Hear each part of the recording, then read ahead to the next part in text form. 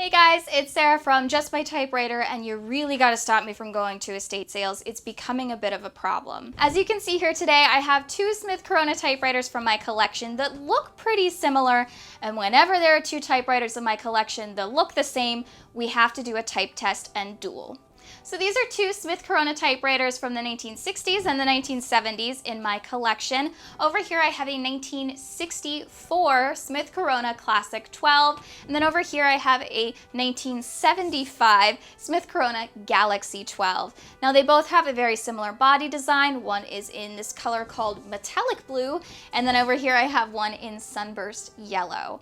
Over here on the 1964 Classic 12 typewriter, I actually received this typewriter when I started my PhD program from my mentor who wrote his dissertation on this machine. Very intimidating. And then recently I was at another estate sale. I walked in and of course the first thing I saw was a typewriter and I had to buy it, and that's how I ended up with this 1975 Smith Corona Galaxy 12. Now I was interested to see the differences between these two machines because at a glance they look basically the same to me. So I Googled it and I found this Reddit post where somebody asked the same question I did. And the main differences between some of these 12 typewriters in the later Smith Corona line is actually the different functions on the typewriter. Some of them have half spacing, some of them have power spacing, some of them have other functions on them that just don't carry over between models. So when it comes to picking which Smith Corona typewriter from this time period is the best for you, it really depends on the functions of the typewriter rather than it having like a specific thing that makes it stand out against the other machines in that same line. So I had to do a type test between these two machines. I sat down and just tested every key on the machine and then also tested some of the functions on them that I found interesting. So I started over here with my 1964 Classic 12. I really have to remind myself which one is which because again, they seem the same to me. But what's interesting about this typewriter specifically is that it has this function called a half space, which allows you to go in between two letters at a half spacing to add in something if you've missed it. So as you're going along and typing, you can go back and fix a mistake instead of having to use whiteout or X's to cross out a mistake. So I went in and did a little bit of type test of also this half space function just to see what that looked like. So I went in and misspelled the word half because what else was I gonna do? And I didn't add the L into the word. And then what I could do is backspace 2 spaces over, hit that half space button, and it allowed me to type in between the two letters and add in that L at a later date so I don't have a spelling mistake in my paper. The spacing looks a little wonky, but you've gotten rid of that mistake in the actual misspelling of the word. So that is kind of interesting. I'm not so sure it would work on some larger letters, especially ones that have bowls or circles in them, but for an L or another skinny letter like that, it works really well. So here's a little bit of that type test. I've included the audio for those of you that like the sounds of typewriters. And what I find really interesting is you'll hear the bell on this typewriter, and it's basically the same bell sound on this other typewriter.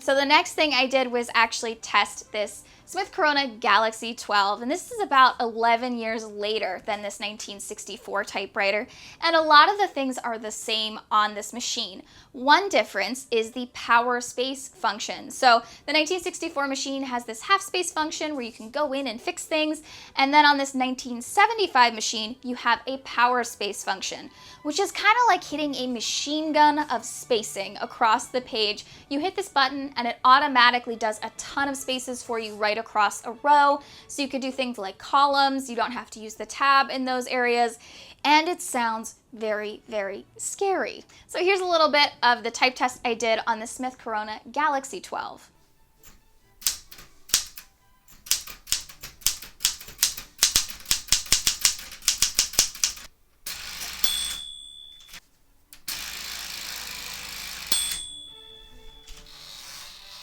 So again, the big difference here between these two, for me at least at a glance, was the spacing. I could do a half space on one or a power space on the other.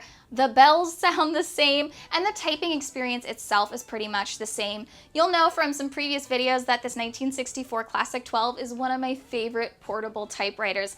It actually won my portable battle royale, and it was the best portable I had in my collection. So I was really excited to add another Smith Corona later model to my collection, just to make sure that the typing was the same, because I really like the typing experience of these late 60s machines. And it does feel pretty much the same. There are some other differences between these two, however. On the Smith Corona Galaxy 12, you'll notice a few black key tops across the top row of keys. Now, a black key top indicates that you can actually remove this key top and replace it with something else. So on here right now, I have a 1 and an exclamation point and a plus and equal sign, but if you needed your typewriter for something specific in medicine or science or some other math functionalities, you could actually replace those two key tops, take it to your dealer, and they'll also replace the type slug with something more specific and tailored to the specific need you have for that typewriter. So I thought that was really interesting. You could actually kind of customize what you need out of this Galaxy 12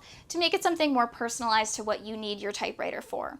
I also found this really weird looking key with an arrow and 2 slashes underneath it, and I didn't know what it was, but I did find a Smith Corona manual from the late 1960s, early 70s, and that's actually called a dejammer key. And what it does is it actually supposedly unhooks your 2 type slugs if they get stuck up near the platen and brings them back down, so you can dejam your typewriter without having to use your fingers and go in there and loosen up the keys yourself.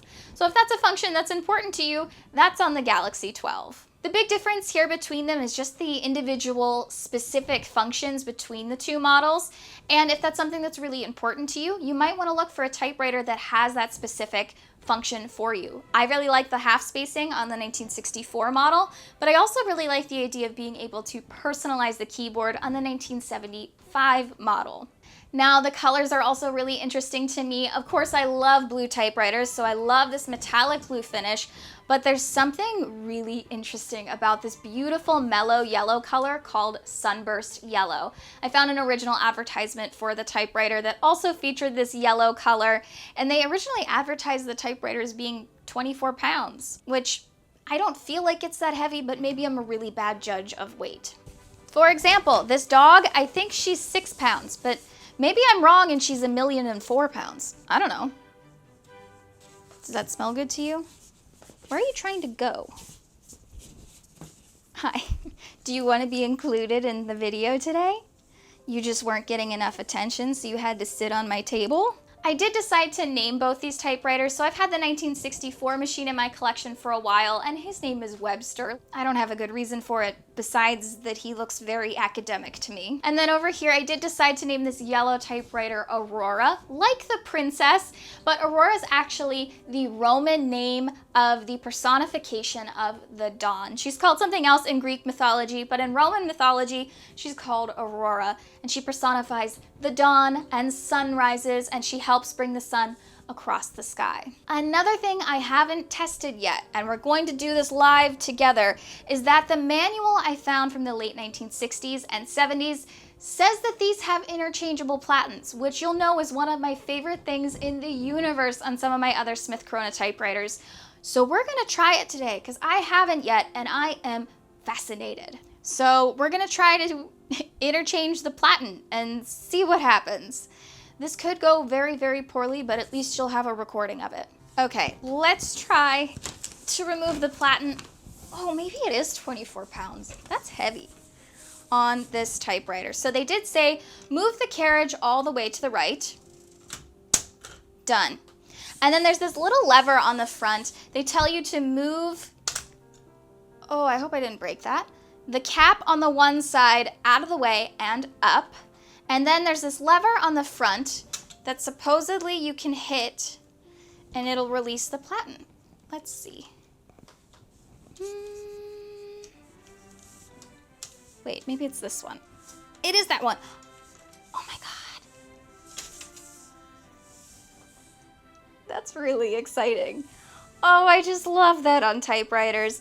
That's like one of my favorite things, that you can remove a platen so easily, because it's so easy then to clean under your paper tray.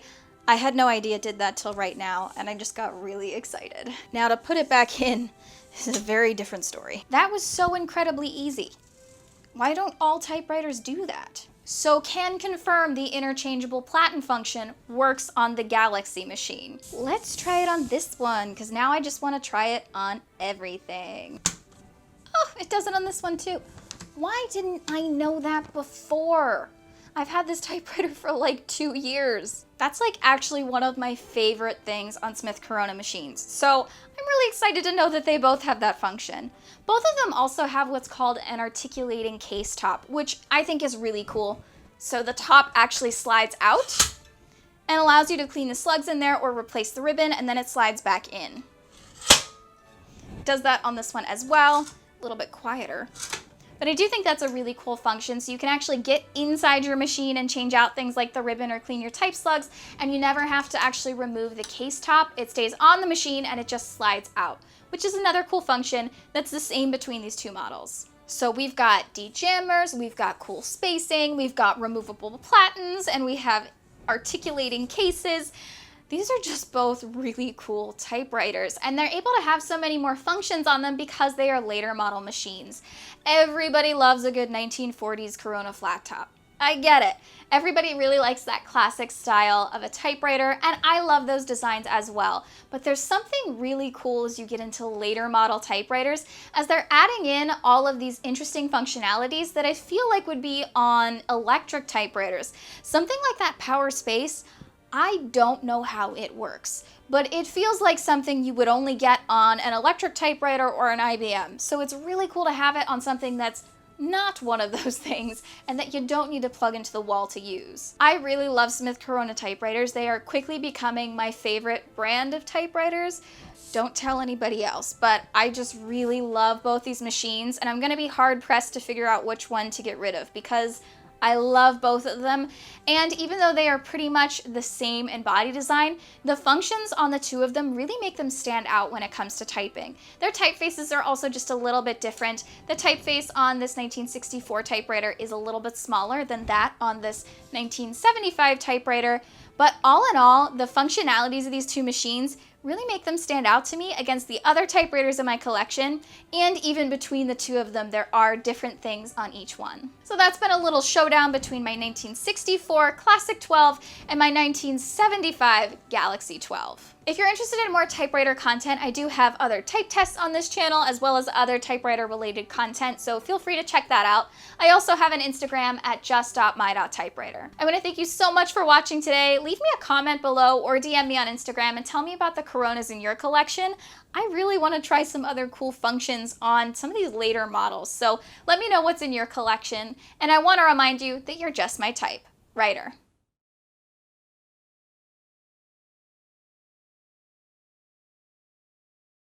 When you're trying to achieve a messy bun, nobody actually tells you how difficult it is to keep your messy bun A, messy, and B, actually in place on top of your head.